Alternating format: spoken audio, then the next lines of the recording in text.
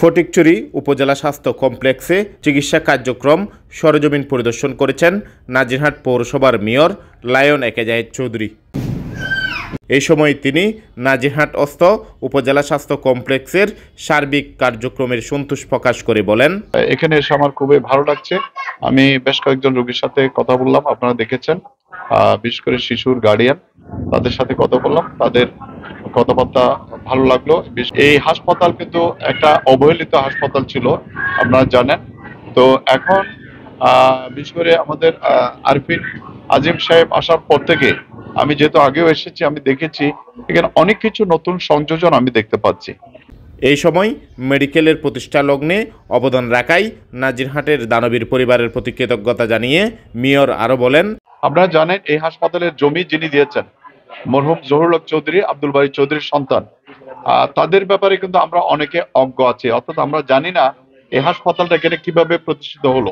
আব্দুল বারী চৌধুরীর যিনি দানবীর ছিলেন, জমিদার ছিলেন, ওনার জ্যেষ্ঠ সন্তান মরহুম জহুরুল হক চৌধুরী এখানে যথাসম্ভব 18 কানি সম্পত্তি এখানে কিনে দিয়েছিলেন এবং সেই সম্পত্তির উপর এই হাসপাতাল প্রতিষ্ঠিত হয়েছে। আমি আজকের দিনে দাঁড়িয়ে আব্দুল বারী চৌধুরী এবং তার পরিবারের সকলের আত্মার মাগফিরাত কামনা করছি। এই হাসপাতাল প্রতিষ্ঠার কাজে কিন্তু আমার আব্বা মরহুম খোরশেদ হক চৌধুরীও জড়িত ছিলেন। যারা মুরব্বী তারা জানেন। তো ওনারা মিলে এই হাসপাতালের জমিগুলো সংগ্রহ করেছেন, বিভিন্ন জনের কাছ থেকে টাকা দিয়ে ক্রয় করে এই হাসপাতালটা এখানে প্রতিষ্ঠা করেছেন। ফটিকছড়ি উপজেলা স্বাস্থ্য কমপ্লেক্স 50 শয্য থেকে 100 শয্যায় উন্নতিকরণের কাজ শুরু হয়েছে উল্লেখ করে উপজেলা স্বাস্থ্য ও পরিবার কল্যাণ কর্মকর্তা ডাক্তার আরিফিন আজিম বলেন, জনবল আমাদের সংকট আছে। জনবল তো আসলে এটা তো বেসিক্যালি 31 শয্যার একটা হাসপাতাল, যেটা 50 শয্যার হাসপাতালে রূপান্তর করা হয়েছে, আপনারা জানেন। কিন্তু জনবল 31 শয্যার রয়ে গেছে। সম্প্রতি এটা 100 শয্যার কাজটাও শুরু হতে যাচ্ছে এবং এটার জন্য আমরা ধন্যবাদ জানাই মাননীয় এমপি মহোদয়, আমাদের ডাইরেক্টর স্যার, আমাদের সিভিল সার্জন স্যার, সকলের সহযোগিতায় আসলে এই কার্যক্রমটা চলছে। পরে 100 শয্যা ঊর্ধ্বমুখী সম্প্রসারণ কাজ পরিদর্শন করেন মেয়র একেজাহিদ চৌধুরী। এই সময় তার সাথে উপজেলা স্বাস্থ্য ও পরিবার কল্যাণ কর্মকর্তা ডাক্তার আরিফিন আজিম ছাড়াও পৌর কাউন্সিলর মোহাম্মদ সুলেমান, মুস্তাফা কামাল, আওয়ামী লীগ, যুবলীগ, ছাত্রলীগের নেতৃবৃন্দ উপস্থিত ছিলেন। মেয়র একেজাহিদ চৌধুরী নাজিরহাট পৌরসভার 8 নং ওয়ার্ডের দায়েম মিয়াজি বাড়ি সড়কের উন্নয়ন কাজের ভিত্তিপ্রস্তর স্থাপন করেন।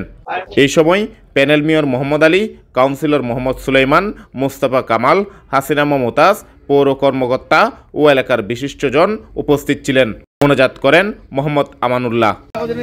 কাজের ভিত্তিপ্রস্তর শেষে মেয়র ও প্যানেল মেয়র বলেন, 23-24 অর্থ বছরে আমরা 82 লক্ষ টাকার এডিপি থেকে আমরা একটা বরাদ্দ দিয়েছি নাজিরহাট পৌরসভার 1 থেকে 9 নম্বর ওয়ার্ড পর্যন্ত। তারই ধারাবাহিকতায় আজকে আমরা এখানে উদ্বোধন করতে এসেছি দায়েম মিয়াজি বাড়ির সড়ক, যেটার লেংথ হচ্ছে 70 মিটার এবং এটা আরসিসি কাজ হবে।